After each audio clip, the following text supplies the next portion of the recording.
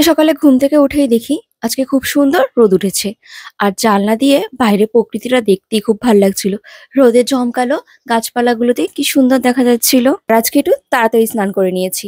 আজকে হলো আমার মাকে বলেছি আজকে যেন আমাদের জন্য কোনো রান্না বান্না না করে, কারণ আজকে আমরা বাইরে কাচ্চি খেতে যাব, তারপর ছেলেকে নিয়ে একটু ঘোরাফেরাও করব।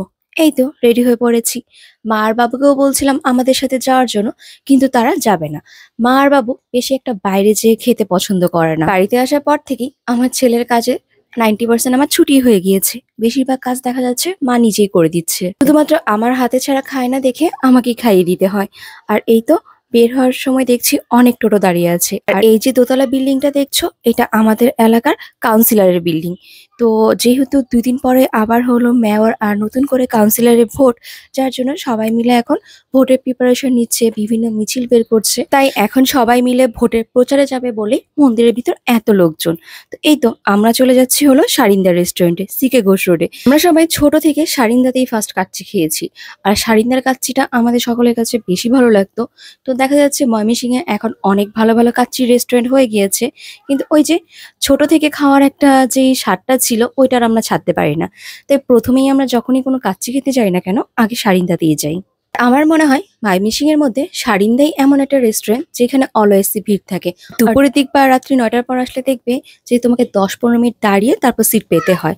তো মেনু কার্ডটা খুলেই আর তো কিছু দেখার কোনো প্রশ্নই ওঠে না, আজকে শুধু কাচ্চিই খাবো। আর স্পেশাল কাচ্চি বিরিয়ানিটা আমরা অর্ডার করি 2 প্লেট। তার সাথে তোমার দাদা আলাদা করে খাসির চাপ অর্ডার করেছিল। লাস্ট ডেজার্টে আমি হলো ফালুদা নিয়েছিলাম আর তোমার দাদা হলো বোরহানি নিয়েছিল। তো ফালুদাটা না আমার সবসময় খুব ভালো লাগে। যেহেতু সামনেই রোজা, তো পেঁয়াজ শসা সবকিছুর প্রাইস অনেকটাই বেড়ে গিয়েছে, যার জন্য দেখো সালাদে তোমার পেঁয়াজও নাই শসাও নেই, টমেটো আর গাজর দিয়েছে। আমি জিজ্ঞেস করেছিলাম যে শসা আর পেঁয়াজ কোথায়, বলে কি ম্যাডাম দাম অনেকটা বেড়ে গিয়েছে, তো তাই এখন একটু কমই আনা হয় শসা আর পেঁয়াজ। আর এই তো আমাদের স্পেশাল কাচ্চি চলে আসছে, হায়দ্রাবাদি বিরিয়ানি। আর হলো স্পেশাল কাচ্চিটা তোমার এরকম তামার হাঁড়ির মধ্যেই ওনারা সার্ভ করে থাকে। তো দেখতেও খুব কিউট লাগে।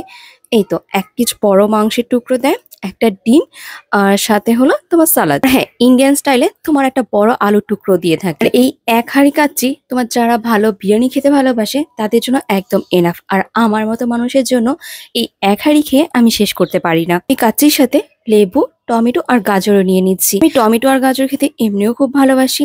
তো আমার তো আর সমস্যা হয়নি, তোমার দাদা একটু শসাটাই খায়, তো ও আর কোনো সালাদ নেয়নি।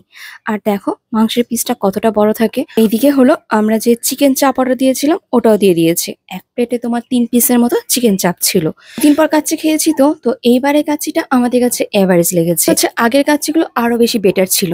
তো এই তো আমি আমারটা অর্ধেক খেয়েছি আর তোমার দাদা হলো ফুল কাচ্চিটাই শেষ করেছে। তারপর সবার লাস্টে চলে আসছে আমার ফালুদা। ফালুদার মধ্যে তোমার বিভিন্ন রকম ফ্রুটস দেওয়া ছিল, তারপর জেলি, সাবুদানা, নুডলস, আর সাথে খাওয়ার জন্য তোমার বরফও দিয়েছিল।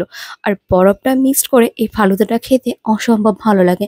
একটা ঠান্ডা ঠান্ডাও ভাব আসে আর খেতে একটু অন্যরকম টেস্ট পাওয়া যায়। সম্পূর্ণ ফালুদাটা তোমার একসাথে বরফ দিয়ে মিক্সড করে নিয়েছি। তোমার দাদাকে বললাম একটু খেয়ে টেস্ট করার জন্য, ওকে বললো কি তুমি খেয়ে নাও। তো এই তো আমাদের খাওয়া দাওয়া শেষ করে এখন আমরা একটু ছেলেকে নিয়ে যাব পার্কে। এ থেকে বাবা বায়না ধরেছে যে ওকে একটু নৌকা দিয়ে ঘোরানোর জন্য।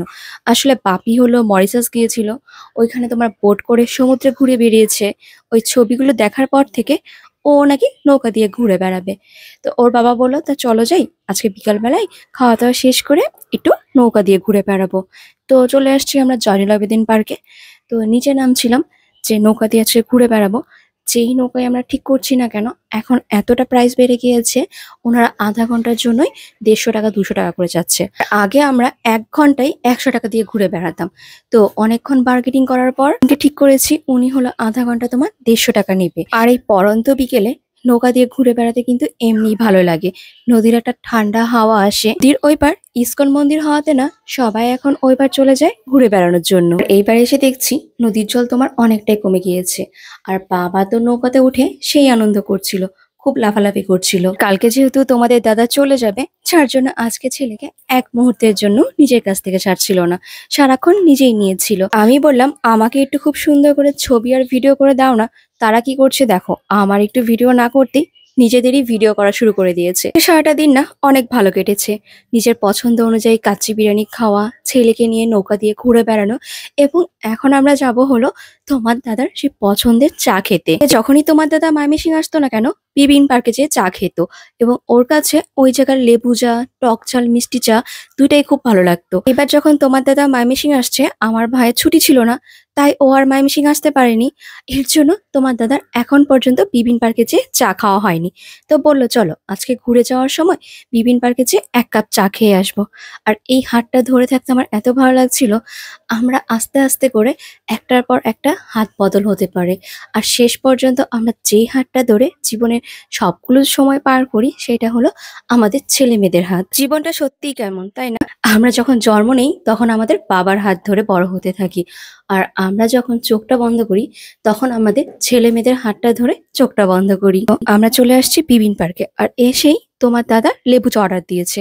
আগে যেন এই বিপিন পার্ক অনেক বেশি জমজমাট ছিল। এখানে অনেকগুলো চায়ের দোকান ছিল, আরো পরিষ্কার পরিচ্ছন্ন ছিল। বাট কিছুদিন ধরে দেখছি যে বিপিন পার্ক থেকে চায়ের দোকান অনেকটাই কমে গেছে আর জয়নুল আবেদিনের নদীর ধারে চায়ের দোকানগুলো হয়েছে। এখানে সব থেকে বিখ্যাত চা ছিল হলো টক ঝাল মিষ্টি চা। এই চা যে মানুষ কত হাজারবার খেয়েছে তার কোনো হিসাবই নেই। ফার্স্ট টাইম এখানে লেবু চা খাচ্ছি আর লেবু চাটা খুবই ভালো ছিল। আদার টুকরোগুলো যখন তোমার দাঁতে পাচ্ছিল এত ভালো লাগছিল খেতে। এই তো চাটা খেয়ে বাবা যেহেতু এখানে একটু খেলা দেখছে তাই নিজেই একা একা খেলছিল। আর এখন আমরা একটু বাড়িতে চলে যাব। চলো বন্ধুরা, ব্লগটা তাহলে এইখানেই শেষ করি। আর তোমাদের যদি এই ব্লগটা ভালো লেগে থাকে তাহলে একটা লাইক, কমেন্ট আর শেয়ার দিয়ে আমাদের পাশে থেকো। আর যদি তোমাদের আমাদের ভিডিওগুলো ভালো লেগে থাকে তাহলে আমাদের ইউটিউব চ্যানেল আর ফেসবুক পেজকে একটা ফলো এবং সাবস্ক্রাইব করে দিও।